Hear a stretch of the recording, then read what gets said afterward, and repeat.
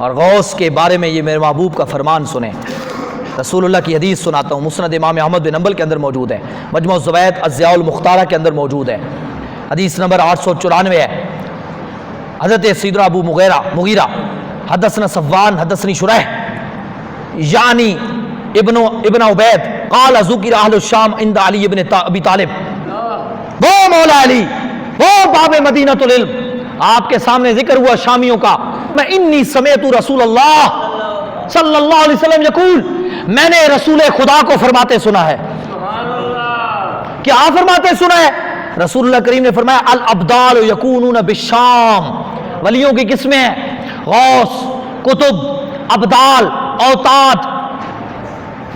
یہ اولیاء کے درجوں کے اعتبار سے نام ہوتے ہیں، ہوتے سارے ولی ہیں لیکن درجوں کا، جیسے ہم کہتے ہیں تابی، صحابی، تبا تابی، درجوں کے اعتبار سے یہ نام دیے ہوئے ہیں نا. ہے تو سارے مسلمان، ہے تو سارے کلمہ کو، ہے تو ساروں پہ شریعت وہی ہے. کوئی شریعت کا فرق، صحابہ کے لوگ کے لیے کوئی اور شریعت تھی، یہی شریعت تھی.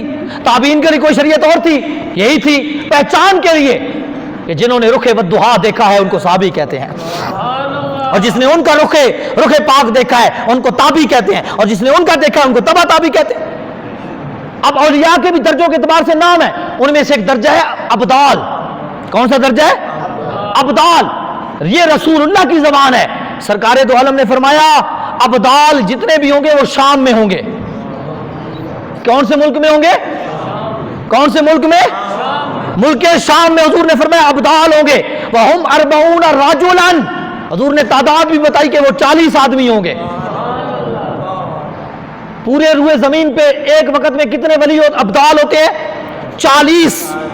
اور وہ سارے کدھر حضور نے فرمایا ہوں گے؟ اور سرکار دو عالم نے اگلی بات فرمائی، فرمایا کلما مات رجل ابدل اللہ مکانہ رجلا. ڈیوٹی دیکھو، یہ ڈیوٹی ہوتی ہے ان کی، یعنی جو صاحب ڈیوٹی ہوتا ہے نا اس کو ابدال کہتے ہیں. یہ ڈیوٹی چلا رہا ہوتا ہے جس سے شہروں کا نظام روحانی طور پہ چل رہا ہوتا ہے.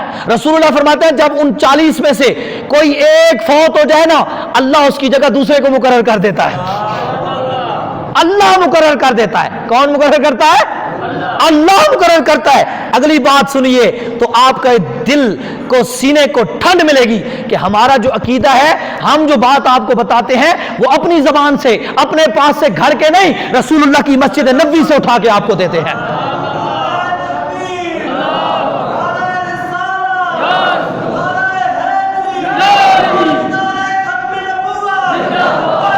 آپ نے رسول اللہ نے فرمایا کتنے ابدال ہیں؟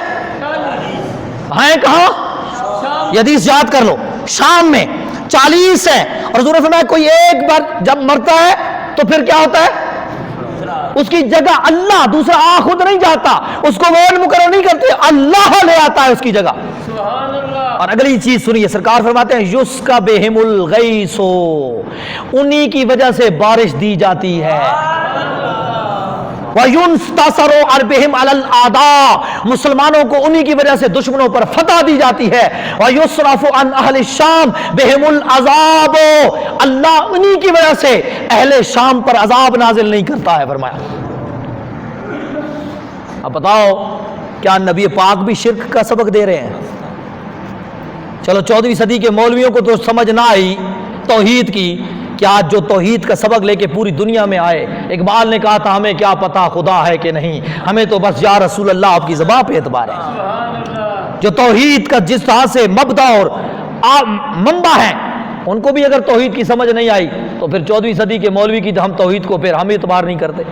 اگر تمہیں رسول اللہ کی توحید پہ اعتبار نہیں تو ہمیں آپ کی توحید پہ اعتبار نہیں. کیوں کہ ہمارے لیے وہ توحید سب سے اعلیٰ ہے جو رسول اللہ نے بتائی اور رسول اللہ کے صحابہ نے بتائی ہے. وہ توحید سب سے بہترین توحید ہے، وہ اچھی، وہ اس توحید کے ساتھ کوئی دنیا کی نئی ماڈلائز توحید کی ہمیں ضرورت ہو. جب رسول اللہ یہ بات ارشاد فرما رہے ہیں تو پھر سرکار دو عالم کی زبان پہ اعتماد کرو. سمجھو یہی چیز ہم بھی کہتے ہیں. ہم کوئی ان کو کار مختار حقیقی نہیں کہتے، ہم کو ان کو یہ نہیں کہتے کہ حضور غوث پاک اللہ کے جو ولی ہیں وہ سب کچھ خود ہی چلا رہے ہیں، وہ سب کچھ خود ہی کرتے ہیں. ان کے پاس ہم نہ ان کو مغضوب مانتے ہیں اور مغضوب مان کے ہم یہ نہیں کہتے، ہم محبوب مان کے یہ ساری باتیں کہتے ہیں۔ اور دوسری بات، اللہ کے رسول نے ان کی زبان سے اور اللہ کے قرآن مجید کے کلام سے اللہ نے ان کی شان اور عظمتیں بیان کی ہیں، جو شان رب نے دی ہیں، رب کے حبیب نے دی ہیں۔ ہم کون ہوئے ان کو روکنے والے؟ اور ہم نہ بھی مانیں تو ان کی شان میں کوئی فرق، لیکن ہم مان لیں گے تو ہمیں اتنا فائدہ ہوگا کہ ان کے صدقے میں اللہ ہمارے اوپر بھی کرم نوازی فرما دے گا۔